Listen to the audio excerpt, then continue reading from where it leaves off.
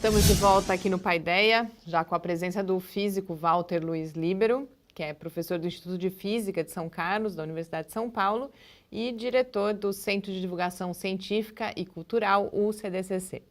Professor Walter, muito obrigada por ter aceito o nosso convite. Faz tempo que a gente esperava por essa oportunidade, né, Adilson? É um prazer recebê-lo aqui hoje.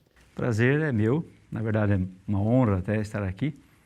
Já parabenizo vocês pela iniciativa, pela oportunidade que nos dá em São Carlos de falar um pouco do que fazemos.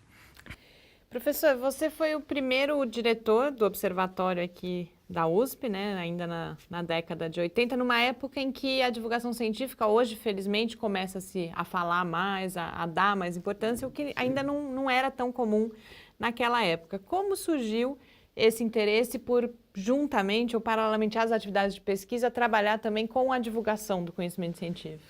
Na verdade, eu não fui diretor, fui responsável pelas atividades do observatório. O observatório ele faz parte do Centro de Divulgação, então é o diretor do Centro de Divulgação do CDCC, que é o diretor do observatório propriamente. Bom, isso começa às vezes quando a gente é bem pequeno, o gosto por uma arte, né? O Adilson sabe muito bem disso. E acho que o gosto pela astronomia é que fez com que os professores do Instituto de Física me indicassem como responsável pelas atividades do observatório. E, de fato, foi um período muito bonito, né, da nossa história e estar à frente das atividades do observatório. Eu particularmente tenho que falar que quando eu cheguei aqui em São Carlos, justamente foi para mim também que tinha interesse pela astronomia, fui lá e descobri o observatório e encontrei com o Walter pela primeira vez lá no observatório e foi para mim muito estimulante. Eu trabalhei 2 anos justamente no observatório, na época que o Walter era o responsável, né, e outras pessoas, e foi muito importante ter essa experiência lá, que até hoje o observatório ele faz uma atividade maravilhosa aqui em São Carlos, movimenta muito, as noites de sábado e de sexta, é um ponto de encontro bastante interessante. E motivado pelo Halley, né? Exatamente. Passagem do Foi cometa no ano Halley, da passagem do Halley, né? possibilitou o nascimento de vários centros de divulgação, inclusive o nosso. E o CDCC, ele também é extremamente pioneiro e é uma referência no Brasil, inclusive das atividades aí não só de divulgação científica, mas também de educação científica, de formação de professores. Queria que a gente começasse situando essa história, como que ela começou, em que momento e com que objetivos? Esse é um ponto muito interessante, a forma com que o CDCC começou.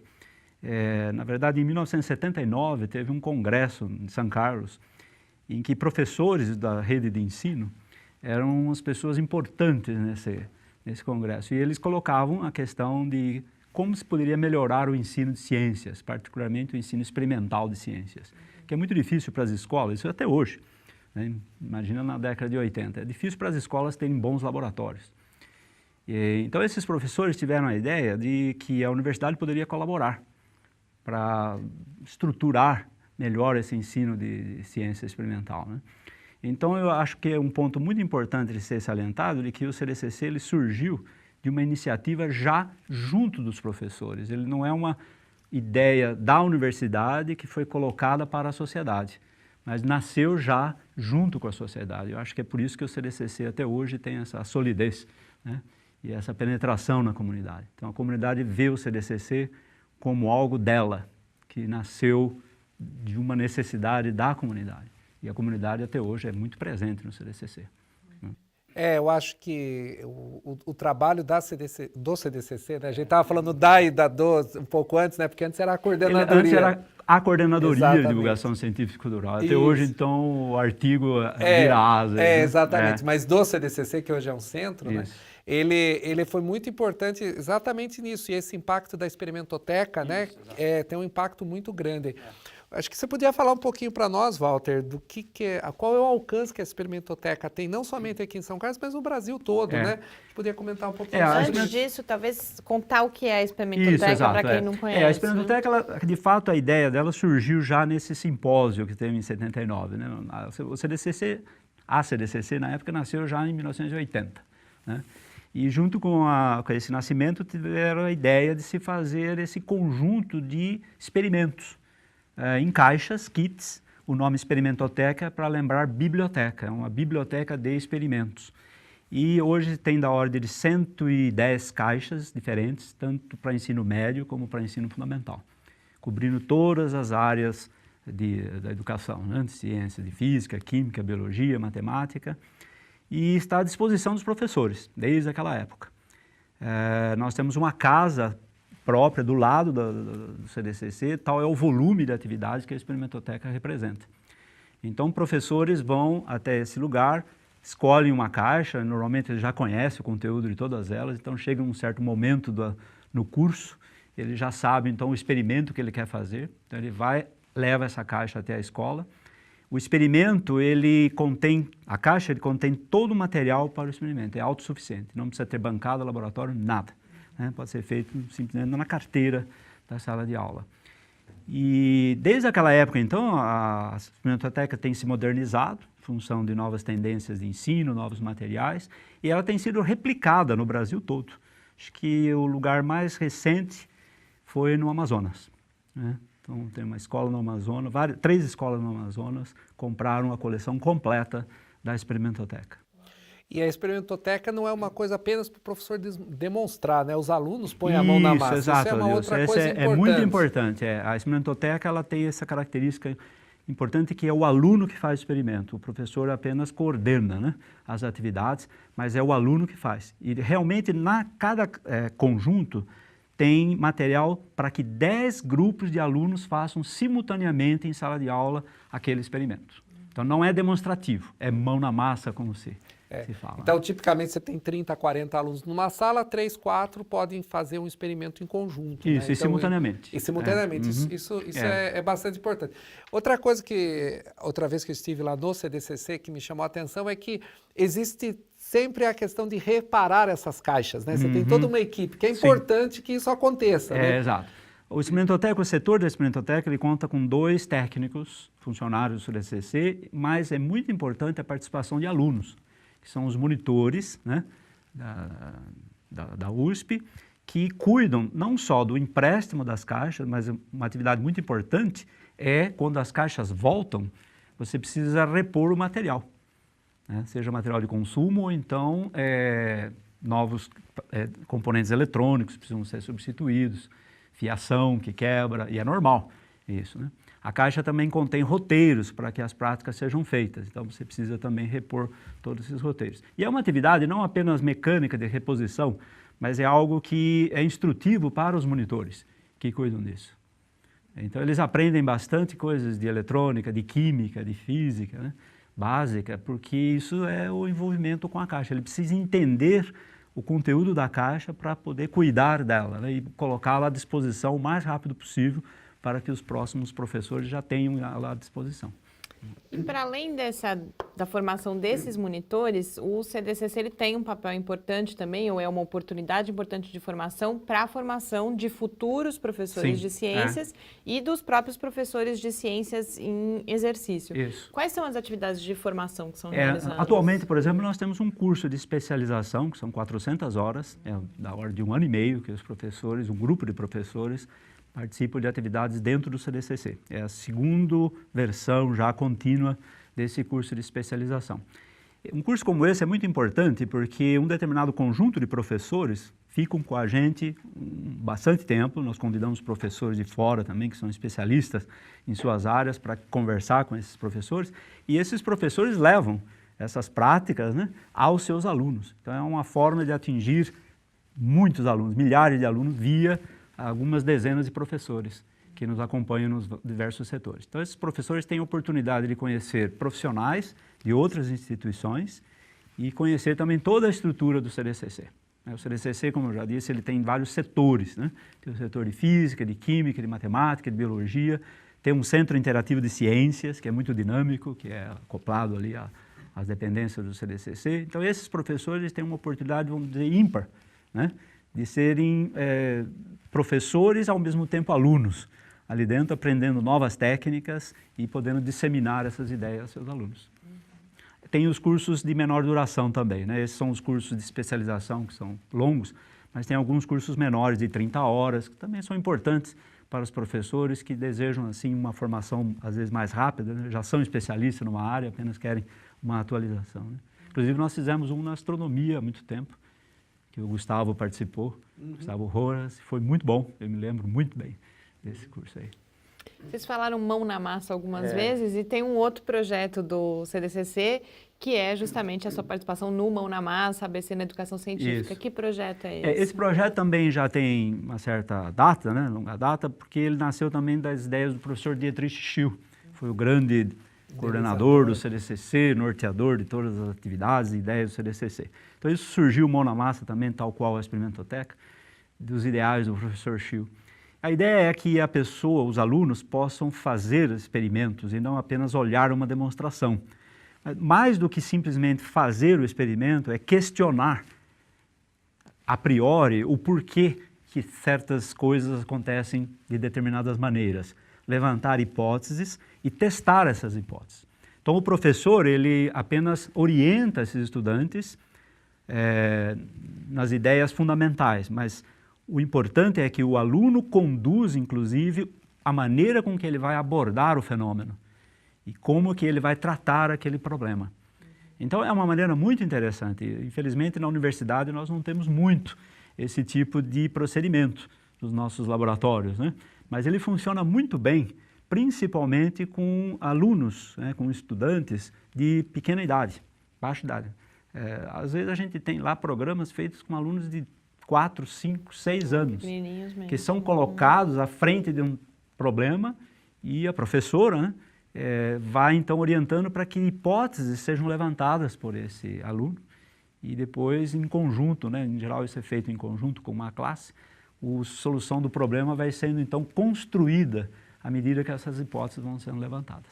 Isso me faz lembrar o professor Rodolfo Caniato, que esteve aqui em São Carlos no começo do ano, no Simpósio Nacional de Ensino de Física, que chamava a atenção, né, que para a gente aprender ciências, né, sem colocar isso na prática, é a mesma coisa fazer um curso de natação por correspondência. Eu lembro disso. Né? Ou seja, nunca ninguém vai aprender a nadar se não entrar na piscina. Ou seja, não vai aprender ciência se não interagir e não trabalhar com a ciência, como você está levando. Eu já fui surpreendido no CDCC por trabalhos desenvolvidos na rede de ensino aqui local, né, da cidade, por crianças que tiveram um problema do dia a dia para estudar e quais hipóteses elas levantavam e depois o que é que acontecia ao longo do tempo, né, à medida que essas hipóteses iam sendo tratadas, iam sendo provavelmente reformadas pelas observações daquilo que estava acontecendo.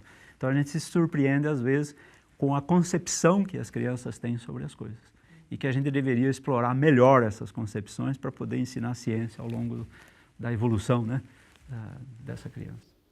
A gente sempre ouve falar, tem toda a discussão sobre os problemas no ensino de ciências no Brasil, problemas de qualidade, as pessoas não estão aprendendo, e aí a gente vê, e uma das hipóteses inclusive, uma parte do problema é essa ciência distanciada justamente do cotidiano, que a gente vê que experiências como essas aqui do CDCC tentam oferecer soluções para isso. O quanto isso no Brasil está disseminado, por que não acontece mais amplamente e qual o problema disso não acontecer mais amplamente? Olha, na minha visão, que pode ser simplista até, eu acho que um dos problemas do Brasil é o tamanho do Brasil, a escala das coisas no Brasil.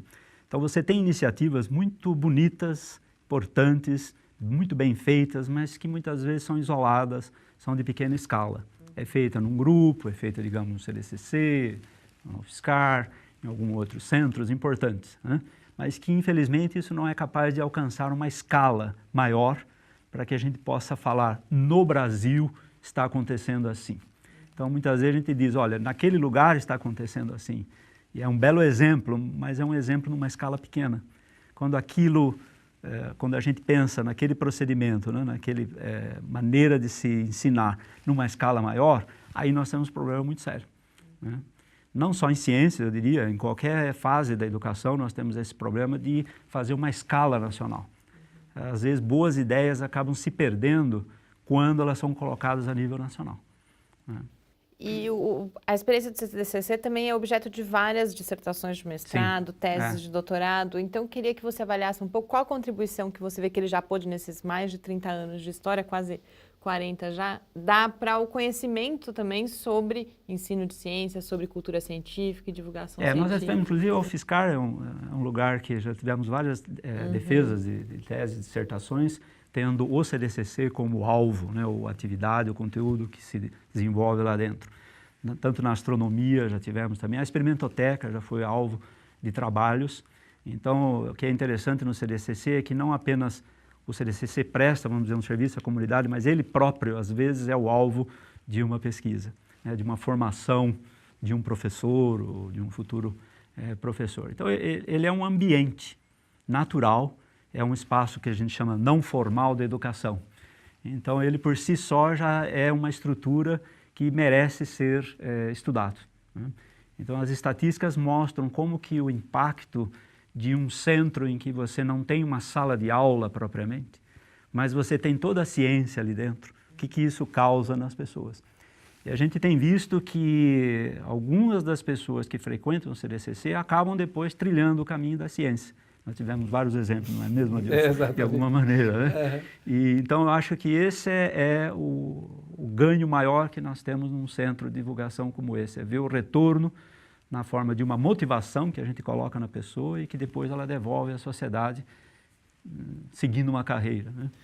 Eu acho também o próprio local, o próprio prédio, foi onde nasceu a ciência aqui em São Carlos. A USP também. Exatamente. E ali a gente lembra que há 60 anos atrás o professor Mascarenha, a professora Ivone vieram para São Carlos, começaram a fazer pesquisa exatamente nesse mesmo prédio, nesse mesmo espaço. Então, é um lugar onde nasceu, digamos, a pesquisa científica em São Carlos, né?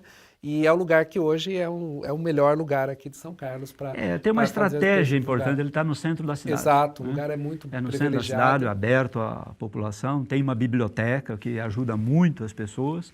A biblioteca tem um centro de informática acoplado direto a ela, então as pessoas da cidade podem usar. Não são somente alunos que exploram, né, as atividades do CDCC, mas pessoas da cidade também podem conseguir algum apoio ali dentro, né? E os próprios espaços, acho que você podia falar um pouquinho dos espaços que a CDCC construiu nos últimos anos, né, que propiciou experiências muito interessantes. Eu acabei de falar da biblioteca, a biblioteca passou por uma reforma recente, está muito bacana. Nós ficamos muito preocupados com a acessibilidade, que hoje é um tema muito importante, então a acessibilidade melhorou bastante no CDCC nos últimos anos.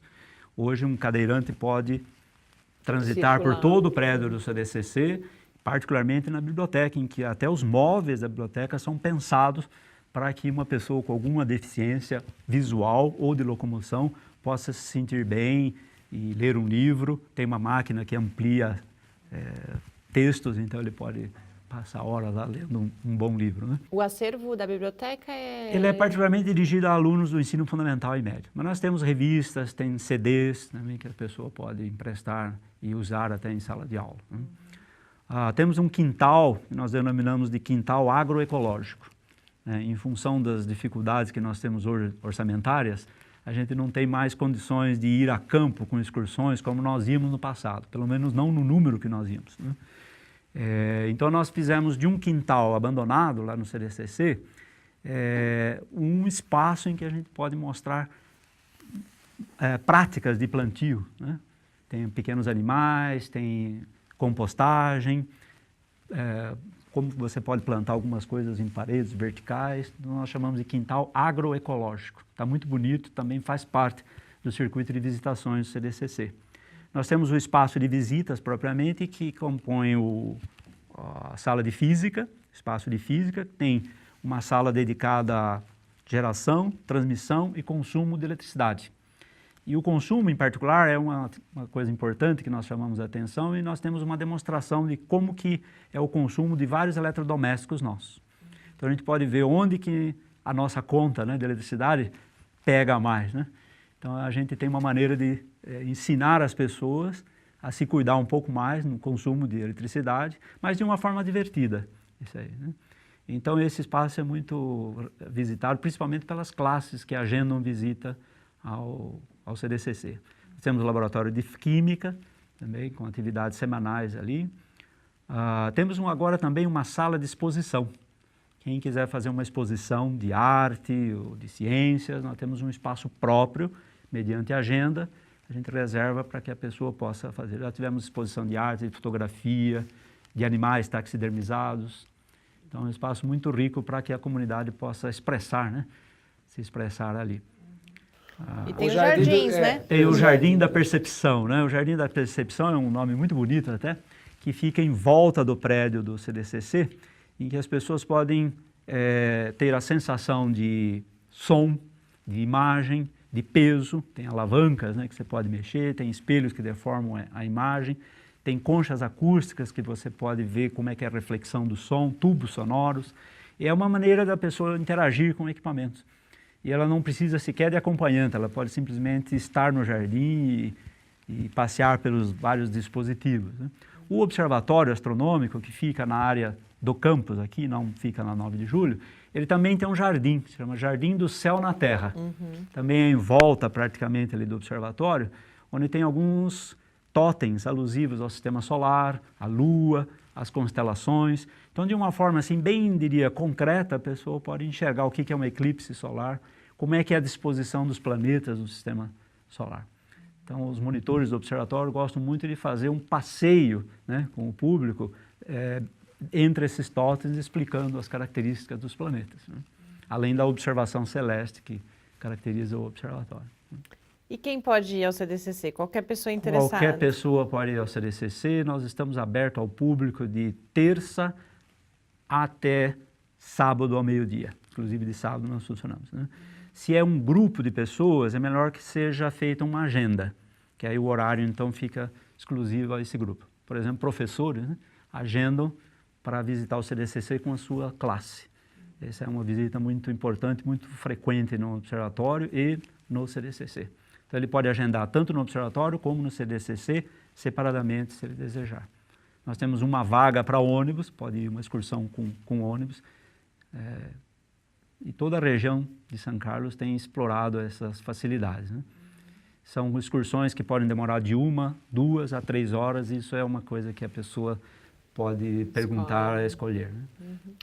A gente tem ainda alguns minutinhos, a gente começou falando como o CDCC surge ali naquele debate no Congresso, inclusive também a percepção de uma necessidade de aproximação entre universidade e sociedade. Hoje, tantos anos depois, como que você vê, houve transformações nessa relação, não só, também especificamente no caso do CDCC, mas em termos gerais no Brasil? Como está essa relação entre universidade e sociedade? Certamente mudou muito, porque as pessoas mudam. Nós mudamos muito em função de todo o avanço tecnológico. A sociedade hoje é muito diferente de até, digamos, 5 anos atrás, né? E isso eu acho que os centros de divulgação precisam saber dessa maneira com que hoje as pessoas se comportam dentro de um museu, dentro de um espaço de ciências. Então, é muito importante que haja essa reflexão da nossa parte do que a comunidade está esperando de nós. Então, acho que aquele discurso muito formal que nós tínhamos no passado, que lembrava muito a sala de aula, né, esse não perdura mais, né? Esse não sobrevive mais. Então você precisa hoje de um discurso que atinja os jovens de uma maneira diferente. A gente está num espaço que a gente diz não formal de educação, então nós precisamos entender que lá não é uma sala de aula. Então nós, quando recebemos nossos estudantes, nossos grupos lá, tenta pelo menos, né, chamar a atenção que aquilo é ciência, mas é uma ciência que importa no nosso dia a dia. Não é uma ciência fechada em si mesma, num laboratório de pesquisa, mas é uma ciência importante para o desenvolvimento das pessoas, né? Para que as pessoas tenham melhores condições de vida. Então, por exemplo, essa sala de física que eu mencionei, ela é interessante porque você ali tem coisas do nosso dia a dia, né? Geração de eletricidade, consumo de eletricidade. Então as pessoas saem dali com algum conteúdo de ciência, mas de uma forma bastante agradável da gente ter, né? Seria muito chato se o CDCC também fosse uma extensão da sala de aula, né? Não que a sala de aula não é importante, ela é importante certamente, mas fora da sala de aula a gente precisa ter uma maneira diferente de se comunicar. Eu acho que os centros de divulgação no Brasil, eles estão preocupados com isso, muitos deles têm uma maneira muito própria, muito bonita de fazer, né, essa interface com a comunidade. E a gente aprende muito com a comunidade. A comunidade, quando nos procura, ela traz alguma maneira própria de ser e a gente fica observando, então, como que ela quer que ela seja atendida. Então, é uma reciprocidade ali, né, de ação. A gente percebe muito bem nos jovens como eles gostam de ser atendidos, né? Professor, o tempo está acabando. Só queria fazer um comentário que é muito importante, que que a CDCC, eu acho, o CDCC, melhor dizendo novamente, ele faz um papel muito importante de despertar esse interesse da ciência, em particular no meu caso, que estive lá, trabalhei com o Walter lá por 2 anos no observatório e também no CDCC, tem um impacto muito grande em tudo que a gente faz nos dias de hoje. Então, eu sou muito grato ao CDCC pelo estímulo que me deu no começo da minha caminhada acadêmica e eu fico muito feliz de ter participado também da história do CDCC. Nós aqui estamos muito felizes de ver que um monitor nosso teve uma carreira tão brilhante. E, de fato, a gente agradece bastante até ao UFSCar por sempre estar colaborando nas nossas iniciativas, seja no observatório ou mesmo lá no CDCC, com monitores ou com seus professores, né? E agora temos até uma colaboração que poderá ser muito importante para a Semana Nacional de Ciência e Tecnologia. Exatamente. Professor Walter, eu agradeço o prazer dessa conversa aqui hoje, muito obrigada e parabenizo por toda essa belíssima trajetória aí Eu é do que agradeço CDCC. E convido todos a irem ao CDCC, que estaremos de braços abertos para recebê-los. E esse Paideia, então, fica por aqui, mas a gente volta na próxima terça-feira, às 6h. Acompanhe a gente aí ao longo da semana, o Lab, no Facebook, no Twitter, ou fale com a gente também pelo e-mail cliqueciência@ufscar.br. Muito boa noite. Uma boa noite para todos.